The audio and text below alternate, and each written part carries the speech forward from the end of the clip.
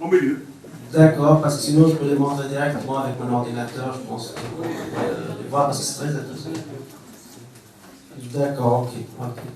Merci beaucoup. Alors, j'étais dans cette salle en 2014, je pense, plein d'enthousiasme. Le printemps arabe qui a impressionné tout le monde. Aujourd'hui, malheureusement, on parle d'un hiver arabe, d'un cauchemar arabe. Je dis printemps, un cauchemar arabe. Pourquoi? Comment? Donc, je vais en fait fusionner deux conférences scientifiques, parce que ça s'inscrit dans les sciences politiques, mais je vais vulgariser mes théories, mes concepts pour un public que je connais. Je ne pense pas que vous êtes tous des politologues ou historiens, donc j'essaie le maximum de vulgariser ces théories et ces concepts pour fusionner deux conférences, en fait, la sociologie du printemps arabe, puis la sociologie du terrorisme.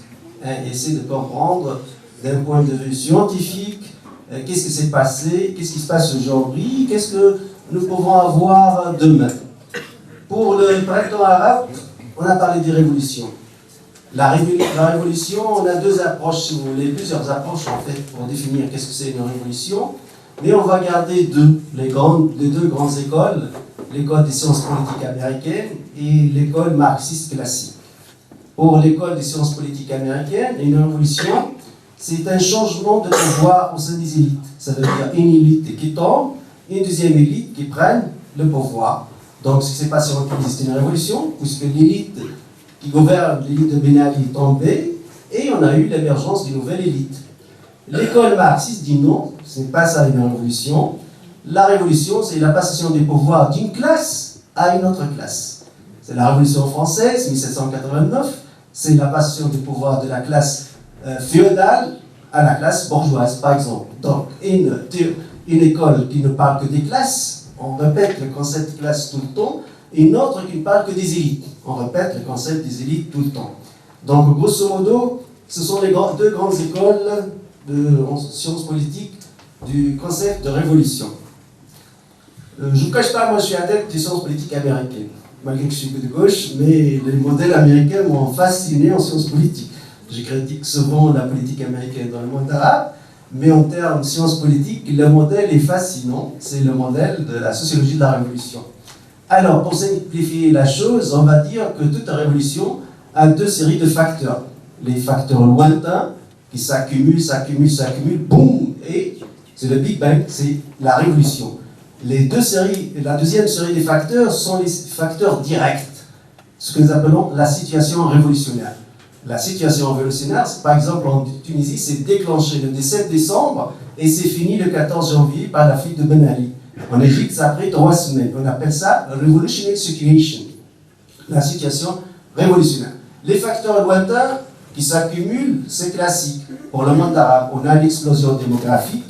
La population a passé à tripler, quadrupler parfois. À titre d'exemple, la population tunisienne en 1956, c'était autour de 4 millions, la saoudienne autour de 3 millions, aujourd'hui la Tunisie 11 millions, la saoudienne 30 millions. Donc il y a une croissance démographique énorme, suivie par une exode rural de la campagne vers la ville.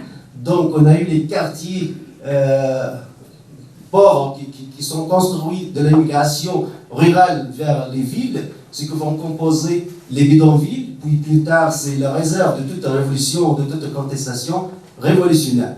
Deuxièmement, évidemment, le déclin de la classe moyenne, parce que toute stabilité politique, ou démocratie même voire, doit être garantie par la classe moyenne. Si la classe moyenne se met en déclin, on a des vrais problèmes, et ça pourrait tourner vers une révolution, et ce qui s'est passé en Tunisie, en Égypte, etc. Donc le déclin de la classe moyenne. Tout s'est accumulé, puis pour avoir ce que nous appelons la situation révolutionnaire. Donc on ne va pas longtemps parler des facteurs lointains, parce que ça nous prend du temps et en plus il y a trop de détails. On va parler directement de la situation révolutionnaire. Qu'est-ce que c'est la situation révolutionnaire? C'est technique, vraiment c'est technique. Dans toute révolution, que ce soit la révolution française, bolchevique, chinoise, peu importe quelle révolution, on doit avoir en même temps 3 facteurs. Le premier facteur, c'est la radicalisation de l'opposition populaire qui ne veut plus des réformes, mais le départ du régime. On devient radicaux, on veut plus de réformes, on veut le départ du régime, et c'est le résultat et le fruit aussi de la fermeture du système politique. Quand le système politique se ferme, la position se radicalise. Deuxième élément, après on va entrer dans les détails, on va prendre l'étude des cas, ce sont les divisions au sein des élites au pouvoir, les défections. Le noyau dur du pouvoir se décompose. Troisième élément est déterminant dans toute révolution. Ça passe ou ça ne passe pas. C'est la position de l'armée. Il faut soit la neutralité de l'armée, l'armée n'intervient pas, elle devient uniquement observatrice, c'est le cas tunisien, soit la trahison de l'armée vis-à-vis du régime. L'armée lâche le régime et fait un coup d'État. C'est pour cette raison qu'on dirait toujours, dans toute révolution, il y a quelque part un coup d'État militaire. Parce que si une armée reste loyale vis-à-vis du régime et déterminée à défendre le régime ne tombe pas. Il n'y a aucune raison que le régime tombe. J'ai appliqué ce modèle sur toutes les révolutions arabes. J'ai dit par exemple pour Gaddafi, la Libye, le régime ne va pas tomber. Ce qui s'est passé avec la Libye, c'est que l'armée s'est divisée. Cette brigade en faveur de Gaddafi, c'est contre. Donc quand l'armée se divise, qu'est-ce qui va se passer? On tombe dans la guerre civile. Donc on quitte la sphère de la sociologie de la révolution vers la sociologie de la guerre civile. Les cas tunisiens et le cas égyptien sont parfaits. On a bien montré comment l'armée a été neutre, l'armée a refusé de tirer contre les manifestants en premier volet, et deuxièmement a donné des signes que l'armée est avec le peuple. Pour la révolution tunisienne, moi j'étais le 12 janvier sur l'antenne de Léman Bleu, la télévision suisse romande, et j'ai dit, ben c'est fini. J'ai vu sur Facebook des images filmées par des amateurs que les officiers et les soldats se solidarisent avec les manifestants. Oui, on est avec vous. Bon, c'est clair le message de l'institution militaire tunisienne. Donc c'est un coup d'État implicite qui a fait que le régime tombe facilement. L'Égypte, c'est la même chose. Reste le cas libyen et le cas syrien ou yéménite. C'est complexe. Si l'armée syrienne veut défendre son régime, pourquoi le régime doit tomber? Si l'armée libyenne gagne la bataille, pourquoi le régime doit tomber? Parce qu'il faut dire que toute révolution doit être toujours une boîte noire fermée.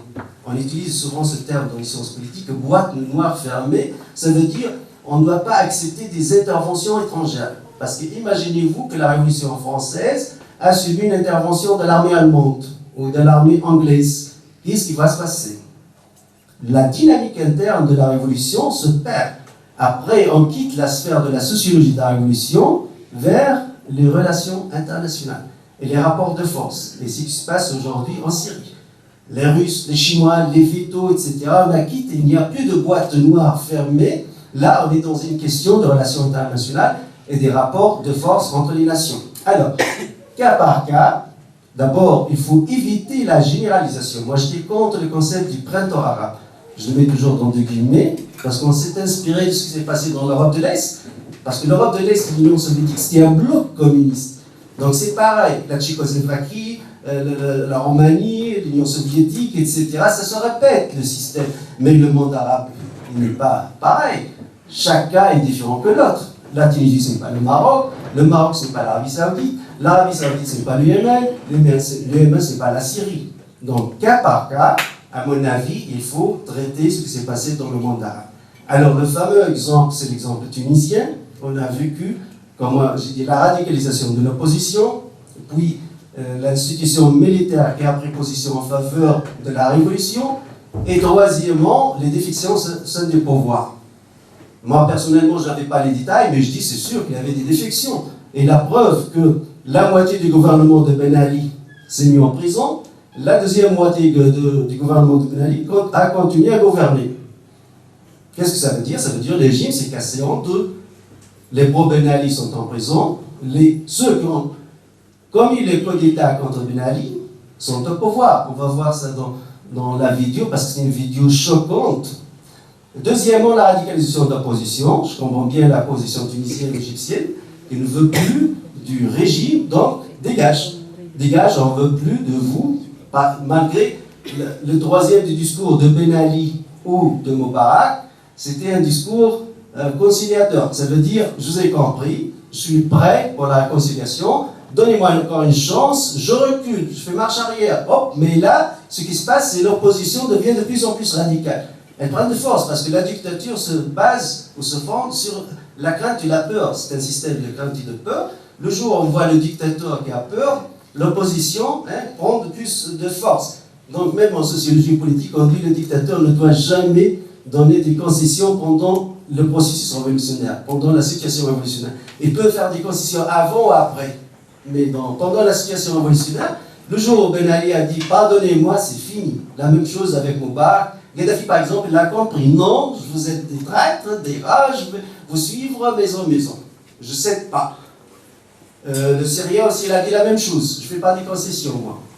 Parce que dans ce processus, pour le dictateur, je ne suis pas l'avocat du diable, mais pour le dictateur, on ne doit pas faire des concessions. Reste la position de l'armée.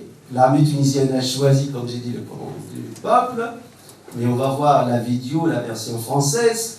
L'armée libyenne s'est divisée en deux, donc c'est la guerre civile. L'armée syrienne a voulu défendre son régime, donc le régime ne tombe pas. Et pourquoi doit tomber? J'ai dit la même chose dès le début, j'ai mis mes vidéos, je dis mais c'est quelque chose de technique, scientifique, ça n'a rien à voir avec les émotions, l'idéologie. Ce sont des structures. L'armée française, par exemple, à Tunis, on a la place Lafayette. Lafayette, c'est un général français qui a refusé de tirer contre les manifestants français. Donc c'était la trahison de l'armée française vis-à-vis de Louis XVI. Ainsi de suite, la révolution bolchevique. Donc toujours, il faut que cette armée dise son mot vis-à-vis de ce qui se passe. Neutralité, c'est bien, ou trahison, c'est encore mieux, vis-à-vis du régime. Mais le problème avec ces révolutions, qu'il y a eu une combinaison entre ce que nous appelons la dynamique interne des sociétés, ça veut dire la boîte noire, et les interventions étrangères. Les interventions étrangères ont cassé le côté spontané et dynamique interne de toute révolution. On a deux fameux exemples qui montrent la contradiction totale de ce printemps arabe. Par exemple, ce qui s'est passé en Libye, c'est une intervention étrangère en faveur d'une révolution contre un régime. Au Bahreïn, on a eu la même chose, mais totalement l'inverse. Ça veut dire une intervention militaire, qui est l'armée saoudienne, en faveur du régime contre la révolution pacifique populaire. Donc, on est face à quoi? Deux poids, deux mesures. La question syrienne. Au Conseil de sécurité, les Américains, les Français, les Britanniques ont voulu répéter le scénario libyen. Mais les Chinois et les Russes ont dit non, plus que 5 fois. Ils ont utilisé le droit de veto. Vous savez, au sein du Conseil de sécurité, il y a 5 pays, 5 États permanents. La Russie, la Chine, les États-Unis d'Amérique, la France et la Grande-Bretagne jouissent de ce que nous appelons le droit de veto. Ça veut dire, moi je dis non, alors on ne discute plus même la résolution, c'est fini. C'est le droit de veto. Chaque pays membre permanent a le droit de veto. Et il y a des pays qui changent selon le continent, qui peuvent dire non, mais n'ont pas le droit de veto. Et le Brésil a dit non, l'Inde a dit non, le Sud-Afrique a dit non. Ce sont 3 pays qui font partie de ce que nous appelons les pays du BRICS. Les pays de BRICS, à leur tête la Russie, la Chine, ils veulent faire un bloc contre la politique américaine dans la région. Par exemple, pour les Chinois, on s'est demandé, la Chine souvent c'est connu, c'est l'obstination, ne vote ni pour ni contre. Pourquoi cette fois-ci vous utilisez le veto et 5 fois, et alors nous savons tous et toutes qu'un seul veto ça suffit. Le veto russe ça suffit, pourquoi vous utilisez votre veto? Ils ont répondu en anglais, game is over.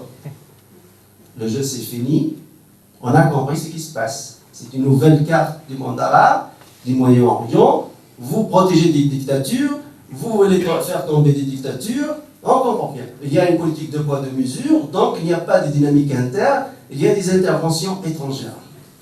Et le problème du printemps arabe, c'est que ce processus de conflit entre dynamique interne, ce qui se passe vraiment à l'intérieur des sociétés, et l'intervention étrangère, on est face à une suprématie de l'intervention étrangère. Ça veut dire que l'intervention étrangère devient de plus en plus forte que la dynamique interne. Aujourd'hui en Syrie, il y a 80 nationalités qui qui sont en train de combattre contre les régimes.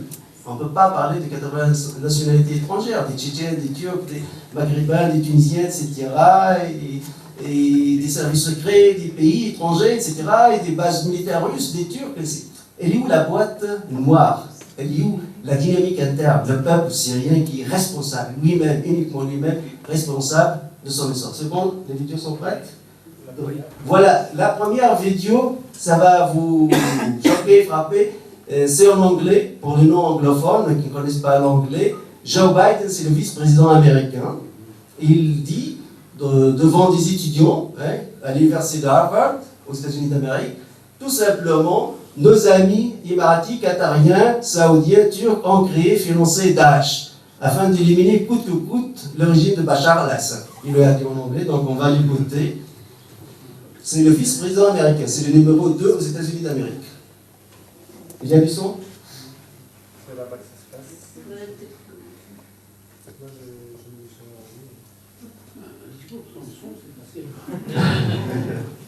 Moi, Il n'y a pas de son.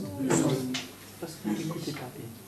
Regarde le son de les haut-parleurs. Sinon, peut-être je te donne le micro. Le coller à l'ordinateur. une traduction en Non, bon, moi j'ai dit que ce Mexicain du côté parce que c'est très très choquant. Il y a eu puzzle, etc. Et c'est où à l'université? Parce qu'à l'université, moi je suis scientifique, on ne peut pas manipuler des étudiants. Hein.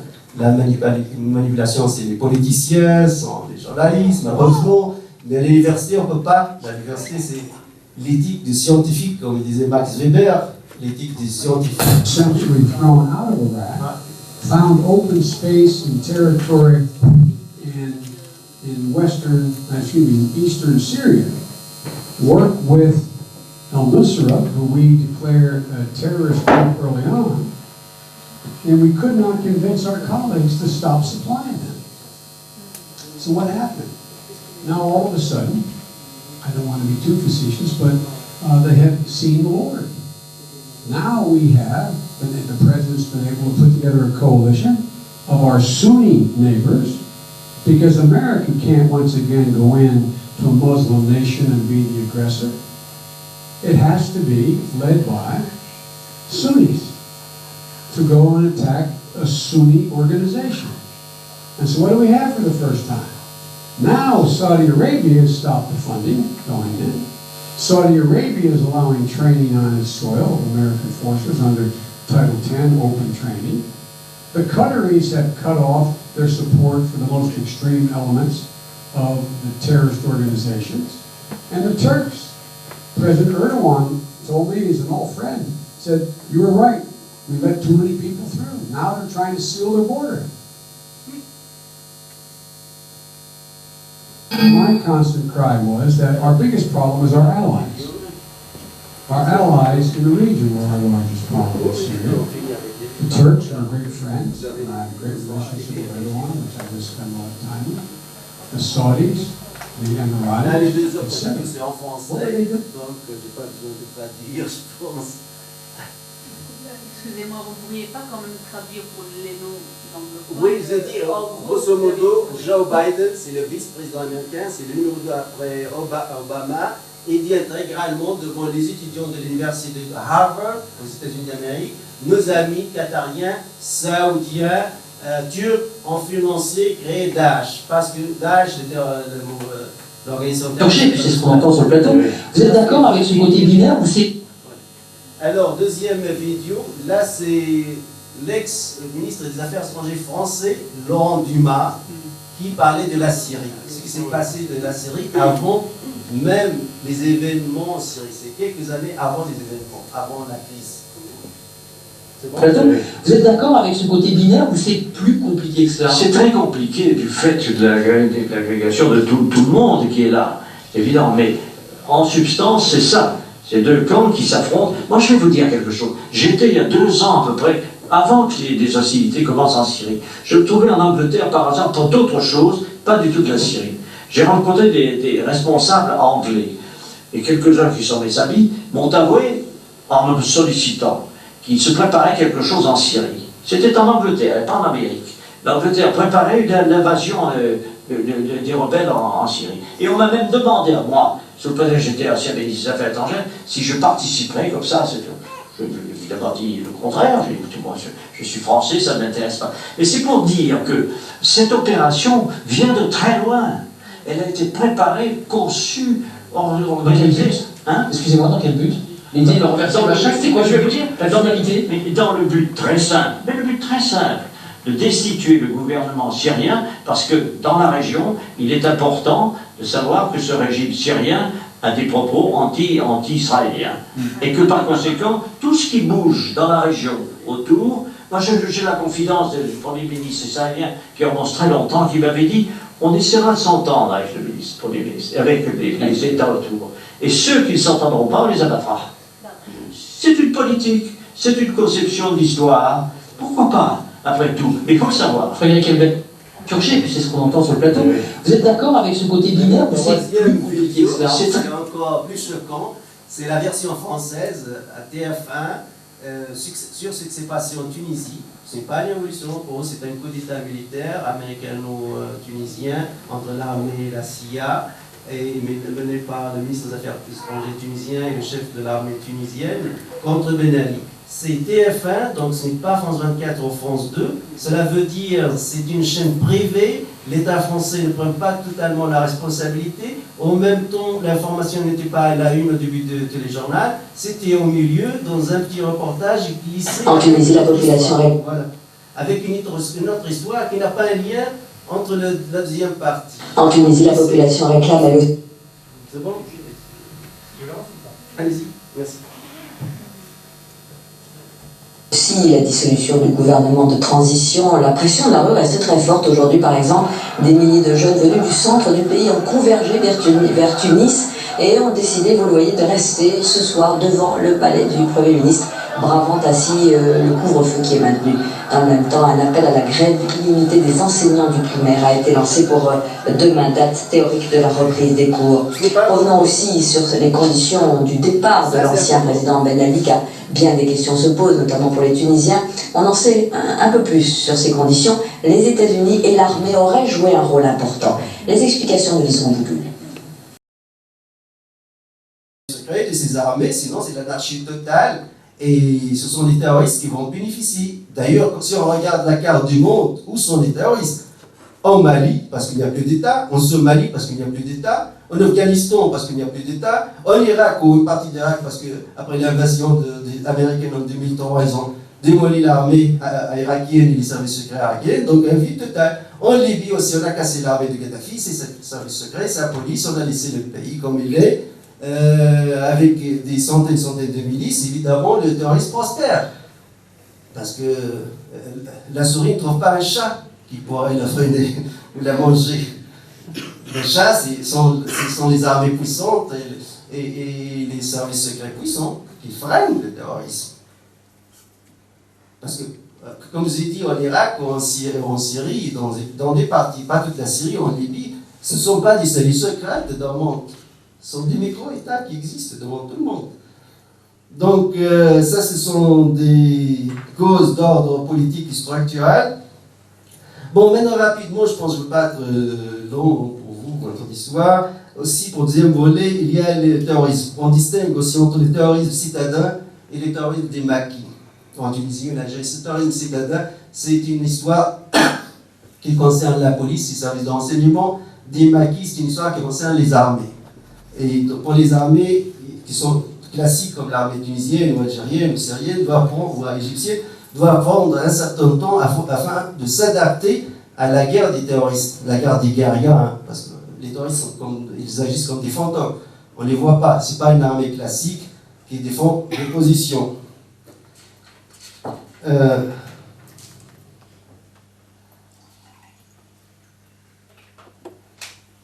Aussi, je ne vous ai pas montré la vidéo, mais j'ai toujours adopté cette théorie. Finalement, j'ai trouvé que quelqu'un d'autre la confirme, peut-être même avant moi, mais je n'étais pas inspiré de lui. C'est Alain Chouet, l'ex-patron de la DGSE française, la Direction générale de sécurité étrangère, Lui, il disait, mais bon, avant lui, moi j'ai dit dans mes vidéos, etc. Bon, on dit la même chose. Daesh ou Al-Qaïda ne sont pas une organisation, une structure, sont pas une organisation mondiale. Il n'y a pas une organisation mondiale qui s'appelle Daesh ou une organisation mondiale qui s'appelle Al-Qaïda. Mais ce qui se passe, c'est qu'ils ont des endroits, des poches. Par exemple, Al-Qaïda était à Tora en Afghanistan, mais était bombardé, rasé par les B-52, aujourd'hui il n'existe plus. Mais Al-Qaïda, en Maghreb par exemple, islamique, c'est pas Al-Qaïda, ça n'a rien à voir. C'était avant Jama'a Salafiyya, le groupe salafiste de combat, en 2007, n'a pas accepté le projet de Bouteflika de la réconciliation nationale et il a changé son nom à Al-Qaïda au Maghreb. Donc, en fait, on est face à un terrorisme local, c'est un terrorisme local, à la limite régionale quand il s'agit entre la frontière terrestre entre deux pays, par exemple des groupes algériens et tunisiens ou des groupes libyens et tunisiens peuvent former, ou groupes syriens et irakiens peuvent former des petites organisations, mais ça n'existe pas, il n'y a pas une armée mondiale qui s'appelle Daesh. Ça veut dire un chef d'état-major qui s'appelle Abou Bakr Baghdadi. Moi, j'ordonne ma cellule dormante avec celle demain matin de faire quoi que ce soit. J'ordonne ma cellule dormante à Sousse demain par email ou par fax ou par SMS ou téléphone à Sousse en Tunisie. Faites-moi un attentat, je sais pas, tel hôtel. J'ordonne. Non, ça n'existe pas. C'est du terrorisme local. Mais la littérature existe bel et bien. Daesh en tant qu'idée, ça existe partout dans le monde. Al-Qaïda en tant qu'idée, ça existe. Mais la structure, elle est limitée. Je peux parler de Daesh en Irak, en Syrie. À la limite, en Libye, mais c'est un Daesh libyen. Mais le reste sont des... Et en plus, il n'y a pas un rapport entre Daesh en Irak et Syrie et Daesh en Libye. Il n'y a pas un rapport structurel. Parce que si c'était une armée, une structure, pour les services secrets, c'est facile à les localiser et les battre.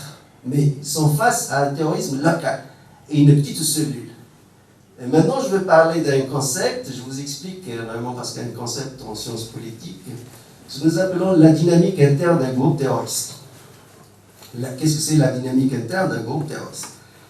Toute société a une dynamique interne. L'acte de tuer, dans toute société, c'est un crime. On est d'accord. Crime, judaïsme, islam, christianisme, bouddhisme, religion, par religion, pays laïque comme la France, tuer, c'est un crime dans toute société. Mais quand tuer devient un acte héroïque, pour les armées par exemple, toutes les capitales du monde, ils ont des statues, des avenues, tel général, à Genève, on a le général Cazin, les Français, c'est Napoléon Bonaparte, je ne sais pas ici à Liège s'il y a des statues des généraux, des officiers belges, c'est comme tout le monde, comme en Tunisie, on a ces héros qui ont tué. C'est quoi? Ce sont des généraux, des officiers, Ho Chi Minh au Vietnam, ou le général Gieb, c'est un tueur, général Gieb, mais un héros national. Pourquoi? Parce qu'il s'inscrit dans ce que nous appelons la dynamique interne de la société. Et toute société a une dynamique interne. Elle est positive. Tué par la bonne cause, vous êtes un héros. Les terroristes utilisent la même dynamique. Nous, de l'extérieur, on dit que c'est une dynamique négative et noire.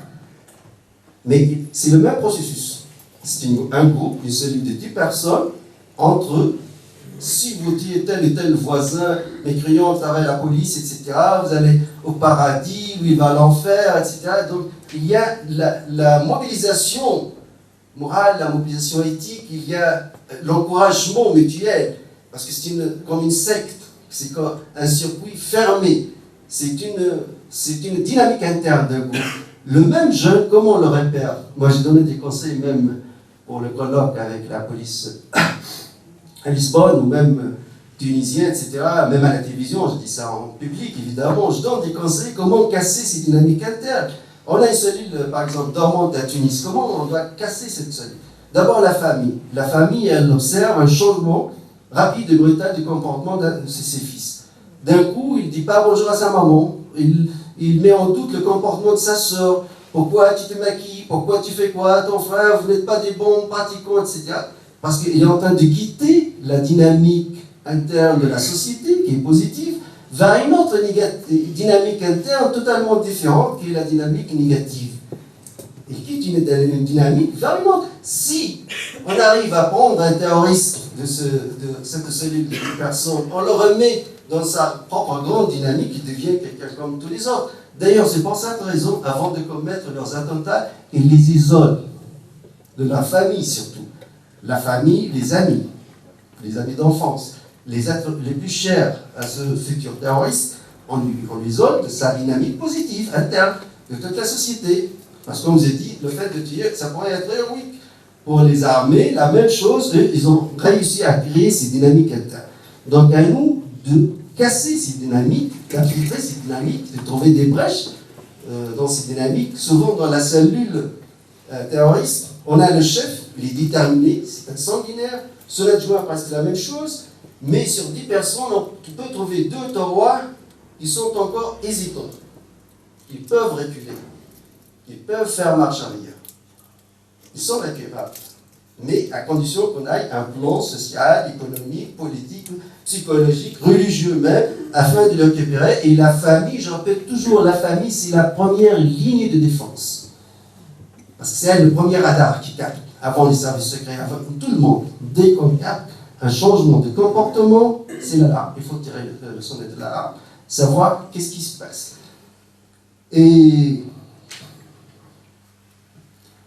Mais finalement, on ne s'inquiète pas trop. Bon, la conférence est encore longue, mais je ne vais pas rester toute la soirée.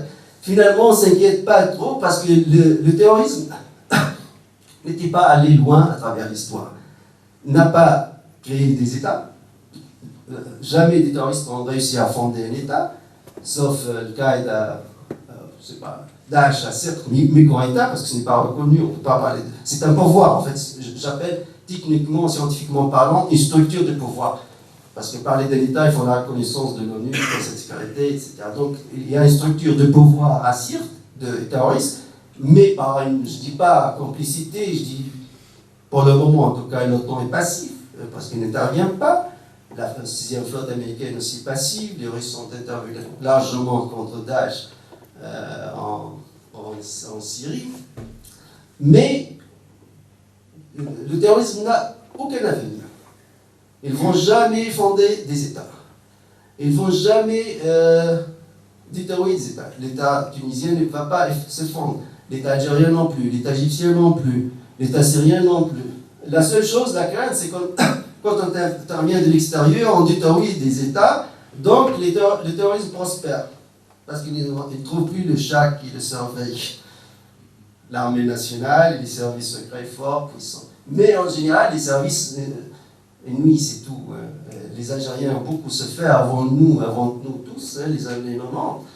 De 92 jusqu'à 2005, la réconciliation nationale, ils ont subi plus que 200 000 morts, plus que 100 milliards de dollars de dégâts, et la paralysation de tout développement économique pendant une décennie, la décennie noire. Et ils étaient seuls, ils ont combattu, ils ont gagné contre les terroristes seuls. Personne, il faut dire, aucun État ne les a aidés. On les a laissés seuls, et on a posé la question qui tue, les théories de complot, etc. Et l'intox, c'est vrai, il y a un intox. Les services secrets algériens ont tout fait. C'était une guerre totale contre les terroristes. C'est pas une guerre propre, il faut le dire. Hein. Mais ils ont gagné finalement, ils ont établi l'ordre. Donc, les terroristes, à mon avis, n'ont pas d'avenir, n'ont pas de futur, ne peuvent pas aller loin, sauf par la complicité de quelques États. Mais les inquiétudes, c'est qu'ils soient instrumentalisés, ça veut dire des grandes puissances, ou puissances régionales, instrumentalisent l'un contre l'autre. Comme on a instrumentalisé le Qaïda contre l'Union soviétique, mais plus tard, le Qaïda s'est retourné contre ceux qui les ont financés et encouragés. La même chose avec Daesh en Syrie, avec Daesh en Libye, mais finalement, on ne peut pas aller loin. Et il faut dire aussi, aujourd'hui, avec la mondialisation, personne ne peut échapper de terrorisme. Ça veut dire, si on laisse la structure du terrorisme à Sirte prospère, et elle est en train de gagner du terrain jusqu'à nos jours. Hein. Chaque jour, elle gagne plus de terrain. Je ne vous donne pas la garantie que Liège ne sera pas touché demain. Comme j'ai dit aux Français le 21 mai 2015. Parce qu'on pense que c'est loin, ça ne nous concerne pas. De toute façon, ça va embêter les Libyens tout d'abord, puis les Tunisiens, les Algériens, les Égyptiens. On est loin. Non, on n'est pas loin. La guerre contre le terrorisme doit être juste, correcte, avec éthique et avec principe et pas sélectif, et pas en utilisant deux poids, deux mesures. Là, c'est un bon terroriste, là, c'est un méchant terroriste. Que ce soit tous méchants ou tous bons. Et merci.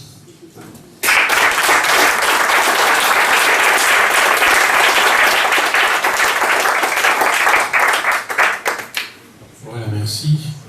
Maintenant, c'est à vous de donner vos observations, vos questions. Et on est là pour essayer de répondre. Oui. Vous dites que le terrorisme, s'il ne trouve pas un terreau, c'est-à-dire une nation où il n'y a pas d'armée, pas d'État, il ne va pas prospérer. Mais alors la solution est là, c'est l'ingérence étrangère qui fabrique en quelque sorte le terrorisme. Je ne sais pas si je me fais bien comprendre. Oui, il y a une grande partie de responsabilité. Finalement, historiquement parlant, avant l'invasion d'Irak, il n'y a pas de terrorisme. Il y a eu le terrorisme de 15 ans. On envahit l'Irak, on casse l'armée irakienne. Et d'ailleurs, c'est un État laïque. Hein. En plus, le terrorisme vise les États laïques, il faut souligner. Hein. L'Irak, la Syrie, la Tunisie, l'Égypte, l'Algérie. Apparemment, il épargne trop les États religieux fondamentalistes. Parce qu'on a les preuves qu'il est financé par les États fondamentalistes, évidemment. Et d'ailleurs, pour l'Irak, parce que, comme je dis, nous les politologues, on n'était pas des spectateurs passifs. Nous, on a les archives et l'histoire. C'est-à-dire, je peux vous dire ce qui s'est passé en 2003. On n'a pas la mémoire courte. Par exemple, en Irak, maintenant, ça fait quelques semaines, je pense, Tony Blair, à l'époque, il était le chef du gouvernement, dit « Je présente mes excuses aux Irakiens, aux Européens, on a fait une grande bêtise. On a envoyé en Irak. Rumsfeld, le ministre de la Défense à l'époque, il a dit oui, we have made a mistake, on a fait une bêtise en détruisant l'armée irakienne. D'ailleurs, pas une invasion, mais ils ont démantelé l'armée irakienne.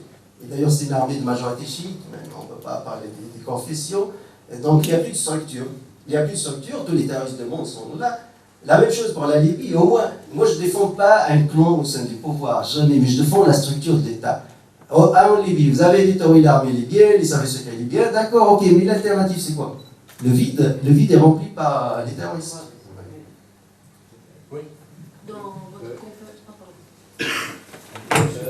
dans les motivations économiques que... Je crois que monsieur avait demandé la parole avant madame, maintenant on choisit. Oui, vas-y, Je le ferai après. Oh, tu vois, c'est ensemble. Oui. Dans les motivations économiques qui sont si importantes, est-ce que Daesh a un rôle à jouer par rapport au prix du baril?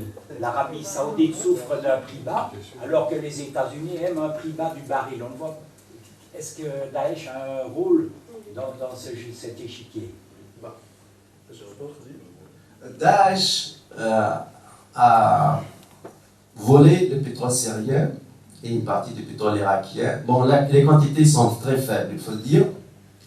Et ils vendent ce pétrole aux autorités turques. Et les autorités turques le vendent aux Européens. Et tout ça marche. Hein. Non, la stratégie de casser les prix du pétrole, c'était une stratégie saoudienne. Il faut le dire, entre le président américain Roosevelt et le père fondateur d'Arabie Saoudite, le roi d'Al Saoud. Ils ont eu une rencontre sur le bateau Quincy, la mer Rouge, à la fin de la Deuxième Guerre mondiale. Ils ont conclu un accord.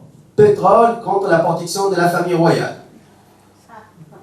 Ouais, c'était le projet activé en 1992 pendant l'invasion de Koweït, ainsi de suite. Mais le problème des Saoudiens, ils ont manœuvré contre l'Iran et la Russie.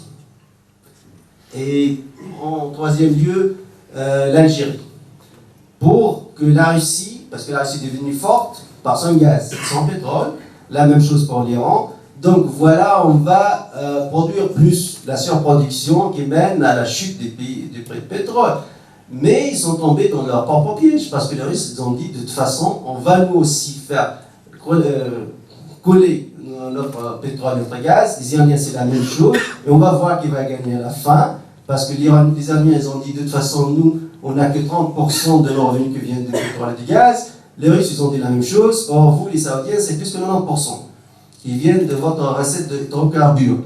Donc c'est un bras de fer entre un clan au sein de l'OTAN, Le fait, c'est Venezuela et l'Algérie, l'Iran, mais la Russie qui ne fait pas partie de ces clans, et l'Arabie Saoudite et le reste des pays du Golfe.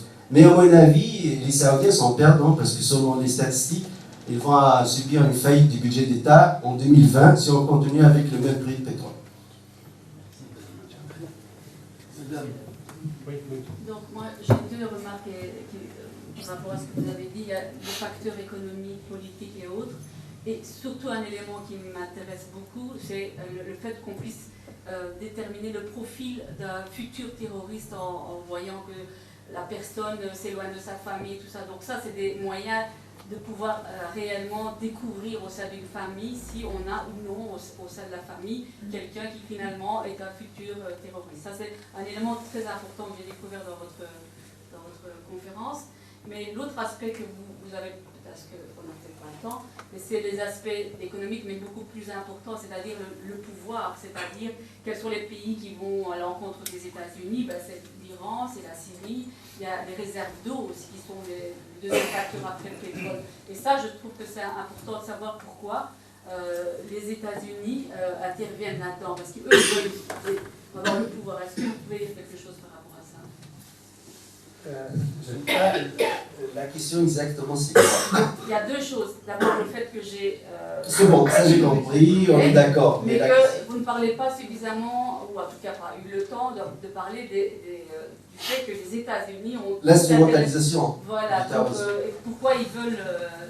c'est eux qui ont fait tout ça. Oui, d'accord, bon, ça c'est excellent, parce que je n'ai pas aussi tout prononcé dans ma conférence pour laisser la parole dans les débats. Le 27 octobre 2015, à Washington, il y a eu une réunion entre les patrons des services secrets. Bien sûr, tout est publié par New York Times, Washington Post, il faut juste lire, suivre ce qu'on cherche, c'est le travail des chercheurs. Tout est publié. Le chef de la DGSE française, c'est-à-dire les renseignements étrangers, qui appartiennent au ministère de la Défense française, comment il s'appelle, Bernard Bajolet. Voilà, Bernard Bajolet a dit il faut oublier la carte actuelle de la Syrie et de l'Irak parce que tous ces pays vont changer. On va voir de nouveaux États, ça c'est dépassé. Ces cartes sont dépassées, on va voir de nouveaux États. Là, on parle que vraiment il y a un problème qu'on veut diviser, partager la Libye, déjà en 3 pays, hein, la Tripolitaine, la Syrie qu'on est, la Tripolitaine ouest et Fazan au sud, la Syrie en plusieurs États, sunnites, chiites. D'ailleurs, Daesh, c'est quoi? Daesh en arabe, c'est l'État islamique de la Syrie et de l'Irak. Irak et Syrie. Les Cham. Cham, voilà, bravo. Donc, Daesh, c'est un État sunnite qui prend un morceau de l'Irak et un morceau de la Syrie. Et ça fonctionne pour le plan, apparemment. Si je me base toujours, pas sur des théories de complot, mais sur des déclarations des gens responsables, comme le patron des renseignements français, Bernard Bajolet, qui dit littéralement le 27 octobre 2015, oubliez les cartes de l'Irak et de la Syrie, on a des nouvelles cartes. Donc, probablement, le fait de laisser Daesh à Syrie, tout en Irak, en Syrie, les Russes interviennent massivement, et ils disent non, ils s'accusent mutuellement, ils disent non, vous n'êtes pas sincères de combattre Daesh, nous, non, on est sincères de combattre Daesh, et vous allez voir. Et c'est vrai, maintenant Daesh est en train de reculer en Syrie, et c'est l'exode vers le Maghreb, surtout vers la Libye. Dans votre explication. Il y a quelqu'un avant moi? Oui. Ah ben, c'est vrai. Bonsoir. Une question. Vous avez parlé du terrorisme, mais vous n'avez pas défini qu'est-ce qu'un terroriste. Parce que, bon, pas tous ceux qui prennent des armes, c'est des terroristes, sinon, tous les mouvements de libération nationale sont considérés par les occupants des terroristes. Maintenant, ce qui se passe, il y a des terroristes, mais il y en a des combattants. Hein, il ne faut pas mettre tout dans le même sac. Non, c'est pas tout. C'est énorme. Déjà, dans ma conférence, j'ai pas dit le concept du terrorisme d'État externe, le terrorisme d'État interne, le terrorisme des groupes, des individus, ainsi de suite. Les mouvements de libération s'inscrivent dans la dynamique interne positive des peuples. Le FLN en Algérie a utilisé des armes, a utilisé des colons français, ça s'inscrit dans la dynamique interne du peuple algérien. Donc c'est positif, c'est reconnu par même la charte de l'ONU. Les peuples ont le droit d'autodéfense et de la défense légitime et de la construction de leur identité et de leurs États. C'est dans la charte de l'ONU. Donc ça là c'est la dynamique, on n'a rien à voir. Les mouvements de libération, ça n'a rien à voir avec le terrorisme. Non, non, la définition, pas du mouvement.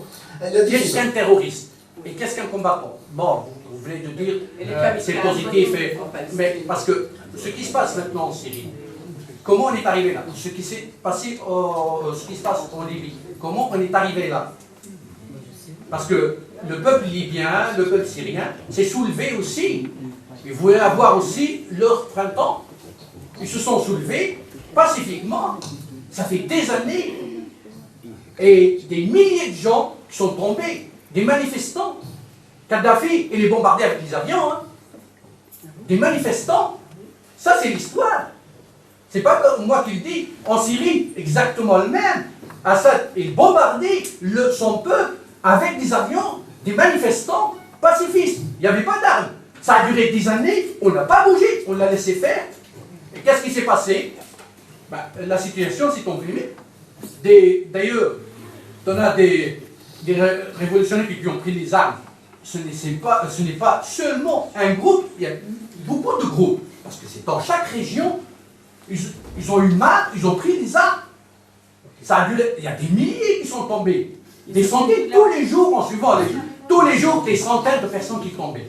Alors, le peuple syrien ou le peuple libyen, on a eu marre, ils ont pris des armes. Là, est-ce que ceux qui ont pris des armes, maintenant, il y a l'armée libre syrienne, est-ce qu'on les met dans le camp des terroristes ou ce sont des combattants? Bon, d'accord. On a laissé le champ libre et c'est comme ça qu'ils sont venus plein de groupes d'extérieur. La Tunisie elle a exporté des milliers de terroristes en Syrie. Mais pourquoi? La Tunisie, pourtant, c'est un tout petit pays. Il a exporté. Question de pourcentage. Si, de oui. plus. Ouais. Ah oui. Question de pourcentage par rapport à la population, c'est le plus grand nombre. Pourquoi? Mais ça, c'est pas comme ça par accident. Ouais, bien sûr, mais...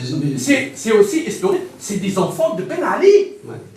C'est des enfants entre 18 et 25 ans, ceux qui partent là-bas, c'est l'éducation de Ben Ali. Les messieurs, parce qu'il y a l'argent, Ils ont parce été qu'ils sont chargés. payés, parce qu'ils ne sont pas au chômage. Ils ne sont pas partis seulement pour l'argent. Parce que si c'est pour le chômage, les Tunisiens se sont partis pour parce qu'il y a le chômage. Il y a la pauvreté, etc. L'Égypte, il y a plus de chômage et plus de pauvreté. Et il n'y en a pas. Vous avez terminé. Il va passer. Attention à l'émotionnel, parce que comme j'ai dit, je suis scientifique, donc tu sors pour moi, afin d'analyser et de comprendre ensemble qu'est-ce qui se passe. L'État est le seul qui a le droit d'avoir le monopole légitime de la violence. Max Weber. Ça veut dire que dans tout État, on ne peut pas avoir des armées contradictoires. Une seule armée.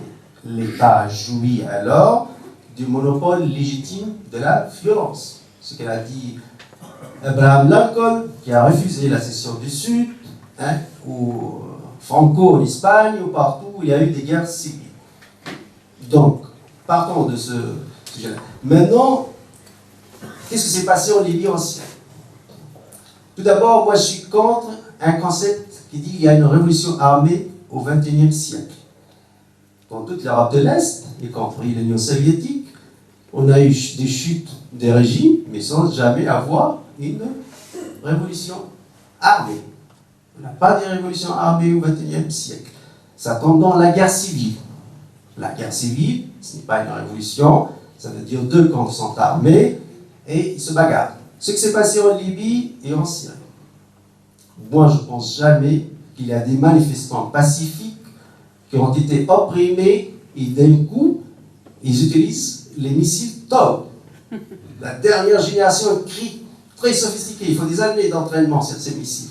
J'ai montré une vidéo de l'ex-ministre des Affaires étrangères français, Laurent Dumas. Il disait qu'on préparait ce coup contre le régime syrien depuis des années. Bandar Ben Salta, l'ex-chef du service de renseignement saoudien aussi, il a mis environ 10 milliards de dollars afin de stabiliser le régime syrien. Donc c'est pour cette raison qu'on a parlé des interventions étrangères, des plans qui ont été préparés, et là ce n'est pas la théorie de complot, mais on se base sur des déclarations des hommes d'État de haut niveau, de l'Occident comme d'Orient. Pour le cas tunisien par exemple, le ministre de l'Intérieur tunisien, Lotfi Benjedou, qui est un homme responsable, et d'ailleurs accepté par les islamistes de Nada, il dit intégralement le khabar des hommes d'affaires des pays du Golfe qui financent le terrorisme en Tunisie. Tous les Tunisiens qui ont été allés en Syrie, ce n'est pas un financement du Qatar, tout d'abord, ni de l'Arabie Saoudite, parce qu'il y a le business du terrorisme, il y a le fric. Ils sont quel Tunisien qui pourrait payer 20 000 $ pour un jeune, et son chèque est endoctriné, et qui lui achète le billet d'avion et la voiture 4x4, il va via l'aéroport d'Istanbul. Istanbul, c'est devant les services secrets turcs, et les amène jusqu'à Antalya, et Antalya jusqu'à Antakya, puis il entre à Alep. Pour qu'elle soit à Alep, et avec son argent de poche, il faut payer 20 000 $. Je suis sûr qu'il n'y a aucune famille tunisienne, ni algérienne, ni marocaine qui paie les 20 000 $. C'est qui? C'est connu. Mais tout le monde en parle. C'est le Qatar, l'Arabie Saoudite, les plus communs, parce qu'il y a du business, du terrorisme. Le reste, on est pour la démocratie, tous ensemble. Mais pas des guerres. Jamais. Parce que si jamais, je suis partant avec vous, on a pris des armes, on a pris le pouvoir par les armes. Est-ce qu'on va instaurer une démocratie quand on prend le pouvoir par les chars? On va rester dans le cercle vicieux. Mais si c'est une révolution pacifique, ça va aller, ça va fonctionner. En Tunisie, c'est hésitant, mais ça fonctionne encore et toujours. Malgré ces hésitants. Pourquoi? Parce qu'on n'a pas utilisé des armes. Mais si on tombe dans les armes, on va jamais, on est dans un cercle vicieux et on ne s'en sort jamais. Et vous allez voir, les Libyens ne vont jamais s'en sortir. Maintenant, on a des milliers de milices qui sont entretuées entre eux. Ce sont les victorieux, entre deux guillemets. Les milices qui ont pris le pouvoir à Tripoli ou à Benghazi, etc. Ils s'entretuent entre eux. Pourquoi? Parce qu'ils n'ont pas le concept principal de l'État. C'est le monopole légitime de la violence. C'est Max Weber. Sinon, on n'a pas d'État. On a des micro-États, on a une anarchie, on a des tribus, on a des milices, et ça va continuer. Si ça plaît à tout le monde, ça va continuer en Libye. Et il n'y aura jamais cette démocratie, parce que la démocratie, finalement, c'est une culture. Mais la démocratie aussi, elle est pacifique. Et c'est par une voie pacifique qu'on pourrait l'obtenir. Pas par le secret de ces armées, sinon c'est l'anarchie totale. Et ce sont les terroristes qui vont bénéficier. D'ailleurs, si on regarde la carte du monde, où sont les terroristes? En Mali, parce qu'il n'y a plus d'État. En Somalie, parce qu'il n'y a plus d'État. En Afghanistan, parce qu'il n'y a plus d'État. En Irak, ou une partie d'Irak, parce qu'après l'invasion des Américains en 2003, ils ont démoli l'armée irakienne et les services secrets irakiens. Donc, un vide total. En Libye aussi, on a cassé l'armée de Gaddafi, c'est ses services secrets, sa police, on a laissé le pays comme il est. Avec des centaines de milices, évidemment, le terrorisme prospère. Parce que la souris ne trouve pas un chat qui pourrait la freiner ou la manger. Les chats, ce sont les armées puissantes et les services secrets puissants qui freinent le terrorisme. Parce que, comme je vous ai dit, en Irak ou en Syrie, dans des parties, pas toute la Syrie, en Libye, ce ne sont pas des services secrets dans le monde. Ce sont des micro-États qui existent devant tout le monde. Donc, ça, ce sont des causes d'ordre politique et structurel. Bon, maintenant, rapidement, je pense que je ne vais pas être long pour vous, pour notre histoire. Aussi, pour le deuxième volet, il y a le terrorisme. On distingue aussi entre les terrorismes citadins et les terrorismes des maquis. En Tunisie, en Algérie, ce terrorisme citadin, c'est une histoire qui concerne la police, les services de renseignement. Des maquis, c'est une histoire qui concerne les armées. Et pour les armées qui sont classiques comme l'armée tunisienne ou algérienne ou syrienne ou égyptienne, doivent prendre un certain temps afin de s'adapter à la guerre des terroristes, la guerre des guerriers, hein, parce que les terroristes ils agissent comme des fantômes. On ne les voit pas. Ce n'est pas une armée classique qui défend des positions.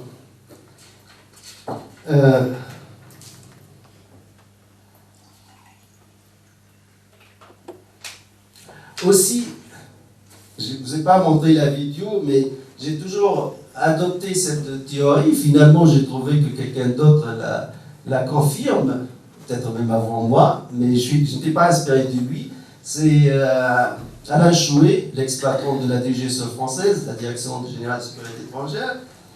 Lui, il disait, mais moi, avant lui, moi j'ai dit dans mes vidéos, etc. Bon, on dit la même chose. Daesh ou Al-Qaïda ne sont pas une organisation, une structure, sont pas une organisation mondiale. Il n'y a pas une organisation mondiale qui s'appelle Daesh ou une organisation mondiale qui s'appelle Al-Qaïda. Mais ce qui se passe, c'est qu'ils ont des endroits, des poches. Par exemple, Al-Qaïda était à Tora en Afghanistan, mais était bombardé, rasé par les B-52, aujourd'hui il n'existe plus.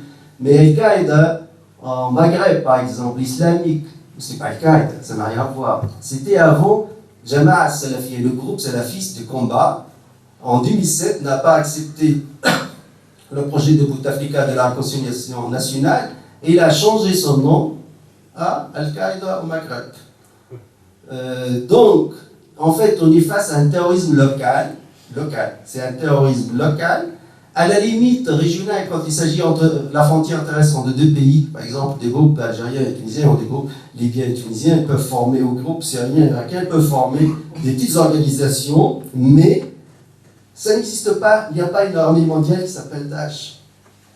Ça veut dire un chef d'état-major qui s'appelle Abou Bakr Baghdadi. Moi, j'ordonne ma cellule dormante avec celle demain matin de faire quoi que ce soit. J'ordonne ma cellule dormante à Sousse demain par email ou par fax ou par SMS ou téléphone à Sousse en Tunisie. Faites-moi un attentat, je sais pas, tel hôtel. J'ordonne. Non, ça n'existe pas. C'est du terrorisme local. Mais la littérature existe bel et bien. Daesh en tant qu'idée, ça existe partout dans le monde. Al-Qaïda en tant qu'idée, ça existe. Mais la structure, elle est limitée. Je peux parler de Daesh en Irak, en Syrie. À la limite, en Libye, mais c'est un Daesh libyen. Mais le reste sont des... Et en plus, il n'y a pas un rapport entre Daesh en Irak et Syrie et Daesh en Libye. Il n'y a pas un rapport structurel. Parce que si c'était une armée, une structure, pour les services secrets, c'est facile à les localiser et les battre. Mais ils sont face à un terrorisme local et une petite cellule. Et maintenant, je veux parler d'un concept, je vous explique vraiment parce qu'il y a un concept en sciences politiques, ce que nous appelons la dynamique interne d'un groupe terroriste. Qu'est-ce que c'est la dynamique interne d'un groupe terroriste? Toute société a une dynamique interne. L'acte de tuer, dans toute société, c'est un crime.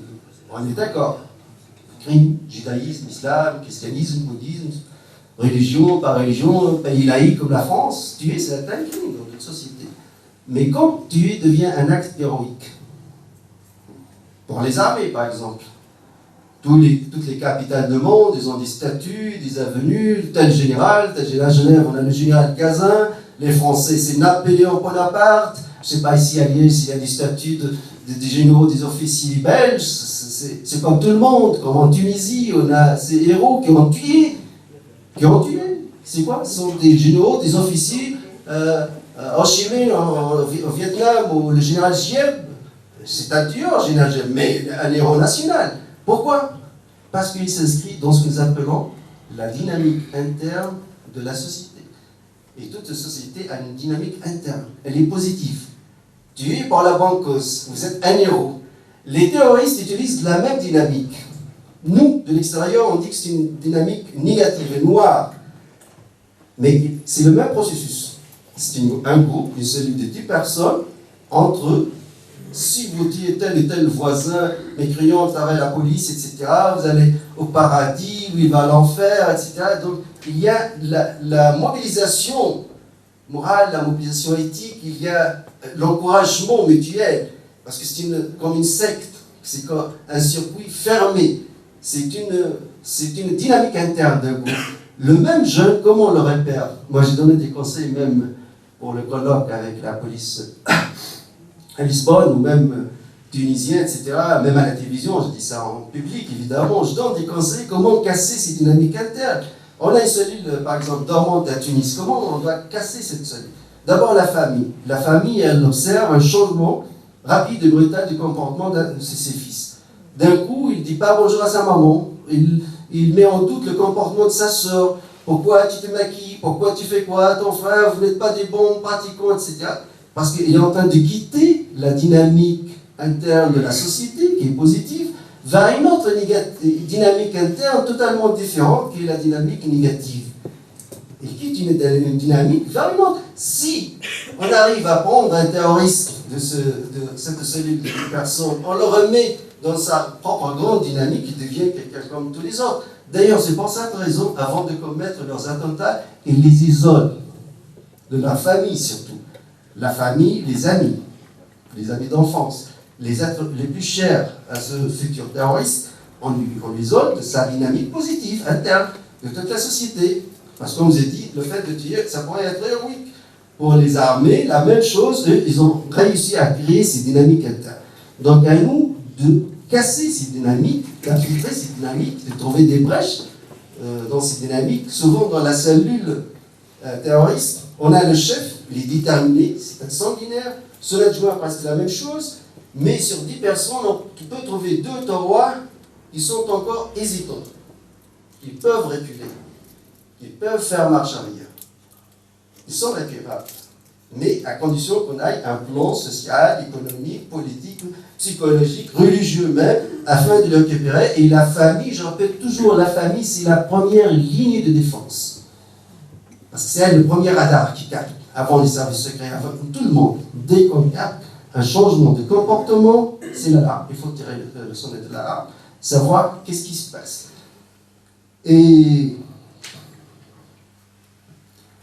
Mais finalement, on ne s'inquiète pas trop. Bon, la conférence est encore longue, mais je ne vais pas rester toute la soirée. Finalement, on ne s'inquiète pas trop parce que le terrorisme n'était pas allé loin à travers l'histoire. Il n'a pas créé des États. Jamais des terroristes ont réussi à fonder un État, sauf le Qaïda, je ne sais pas, Daesh, certes, micro-État, parce que ce n'est pas reconnu, on ne peut pas parler. C'est un pouvoir, en fait. J'appelle techniquement, scientifiquement parlant, une structure de pouvoir. Parce que parler d'un État, il faut la reconnaissance de l'ONU, de la sécurité, etc. Donc, il y a une structure de pouvoir à Sirte, de terroristes, mais par une, je ne dis pas complicité, je dis, pour le moment, en tout cas, l'OTAN est passif, parce qu'il n'intervient pas. La 6e flotte américaine aussi passive, les Russes sont intervenus largement contre Daesh en Syrie. Mais le terrorisme n'a aucun avenir. Ils ne vont jamais fonder des États. Ils ne vont jamais déterminer des États. L'État tunisien ne va pas se fondre. L'État algérien non plus. l'État égyptien non plus. L'État syrien non plus. La seule chose, la crainte, c'est quand on intervient de l'extérieur, on détruit des États, donc le terrorisme prospère. Parce qu'il ne trouve plus le chat qui le surveille. L'armée nationale et les services secrets forts, puissants. Mais en général, les services ennemis, c'est tout. Les Algériens ont beaucoup souffert avant nous tous, les années 90. De 92 jusqu'à 2005, la réconciliation nationale, ils ont subi plus que 200 000 morts, plus que 100 milliards de dollars de dégâts, et la paralysation de tout développement économique pendant une décennie, la décennie noire. Et ils étaient seuls, ils ont combattu, ils ont gagné contre le terrorisme seuls. Personne, il faut dire, aucun État ne les a aidés. On les a laissés seuls, et on a posé la question qui tue, les théories de complot, etc. Et l'intox, c'est vrai, il y a un intox. Les services secrets algériens, ils ont tout fait. C'était une guerre totale contre le terrorisme. C'est pas une guerre propre, il faut le dire. Hein. Mais ils ont gagné finalement, ils ont établi l'ordre. Donc, le terrorisme, à mon avis, n'a pas d'avenir, n'a pas de futur, ne peut pas aller loin, sauf par la complicité de quelques États. Mais les inquiétudes, c'est qu'ils soient instrumentalisés, c'est-à-dire des puissances, des grandes puissances, ou puissances régionales, instrumentalisent l'un contre l'autre. Comme on a instrumentalisé le Qaïda contre l'Union soviétique, mais plus tard, le Qaïda s'est retourné contre ceux qui les ont financés et encouragés. La même chose avec Daesh en Syrie, avec Daesh en Libye, mais finalement, on ne peut pas aller loin. Et il faut dire aussi, aujourd'hui, avec la mondialisation, personne ne peut échapper de terrorisme. Ça veut dire, si on laisse la structure du terrorisme à Sirte prospère, et elle est en train de gagner du terrain jusqu'à nos jours. Hein. Chaque jour, elle gagne plus en plus de terrain. Je ne vous donne pas la garantie que Liège ne sera pas touché demain. Comme j'ai dit aux Français le 21 mai 2015, Parce qu'on pense que c'est loin, ça ne nous concerne pas, de toute façon ça va embêter les Libyens tout d'abord, puis les Tunisiens, les Algériens, les Égyptiens, on est loin. Non, on n'est pas loin.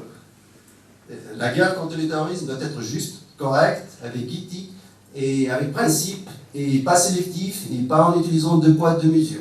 Là c'est un bon terroriste, là c'est un méchant terroriste. Que ce soit tous méchants ou tous bons. Et merci.